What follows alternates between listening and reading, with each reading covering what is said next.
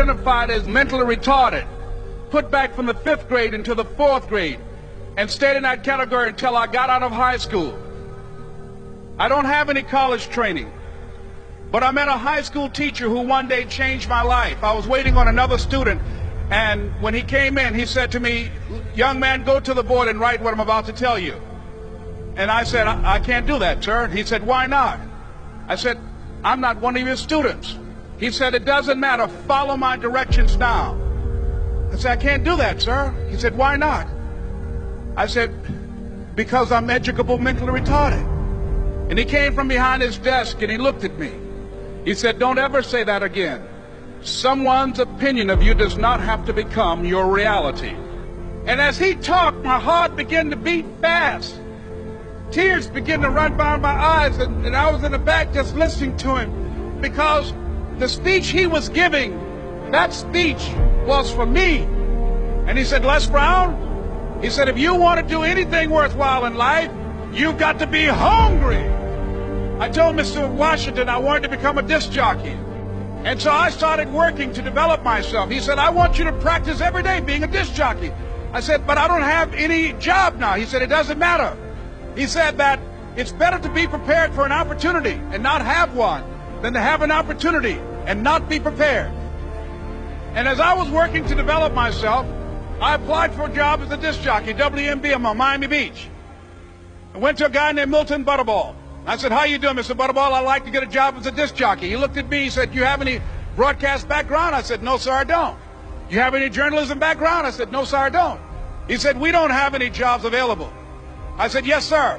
I went back to Mr. Washington and I told him. He said, "Don't take it personally." He said, "Most people are so negative, they will have to say no 7 times before they say yes." He said, "Go back again." So I went back again. I said, "How you doing, Mr. Butterball? My name is Les Brown." He said, "I know what your name is. What do you want?" I said, "I'd like to know whether or not you have any jobs at disc jockey, sir."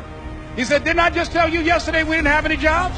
I said, "Yes, sir, but I know whether or not somebody got laid off or somebody was fired, sir." He said, "No one was laid off or fired. Now get on out of here." I came back the next day like I was seeing you for the first time. I said, "Hello, Mr. Butterball, how are you?" He looked at me with rage. He said, "Go get me some coffee." I said, "Yes, sir." And I went to get him some coffee.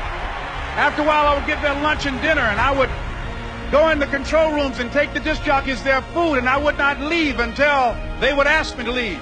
One Saturday afternoon, while I was at the radio station, a guy named Rock was drinking while he was on the air. I was the only one there, looking at him through the control room windows, walking back and forth, young, ready, and hungry. Pretty soon the phone rang, and it was the general manager. And I answered the phone. I said, "Hello?" He said, "Les, this is Mr. Klein." I said, "I know." He said, "Rock can't finish his program." I said, "I know." He said, "Would you call one of the other DJs in?" I said, "Yes, sir." I hung the phone up. I said, "Now he must think I'm crazy." I called my mom and my girlfriend, Cassandra. I said, "Y'all turn up the radio and come out on the front porch. I'm about to come on the air." I waited for about 20 minutes, and I called him back. I said, "Mr. Klein, I can't find nobody." He said, "Young boy, do you know how to work the controls?" I said, "Yes, sir."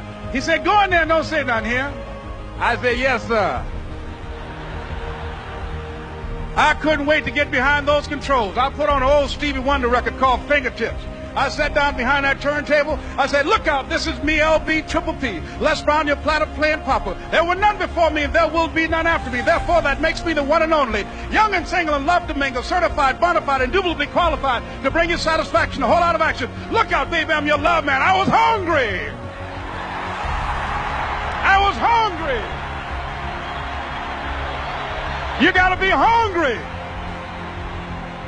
Begin to know that you have greatness within you.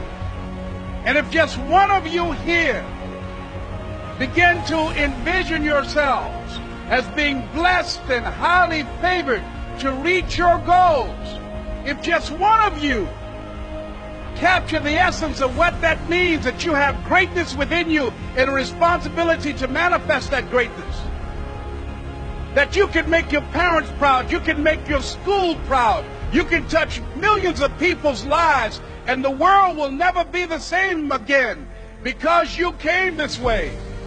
It was hard, ladies and gentlemen, coming to speak to people.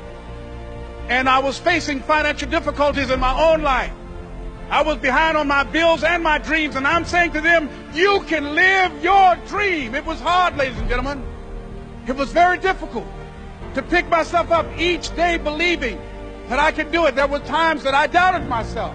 I used to ask myself, can I do this? And something said within me, you're the one. Don't give up on your dream.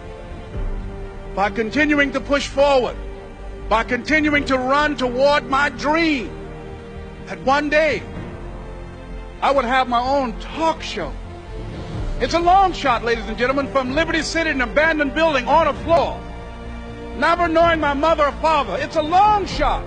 Being here with you today in this dome in Atlanta, it's a long shot. No college training, labeled educable, mentally retarded, but I kept running toward my dream. Don't stop. Don't stop running toward your dream.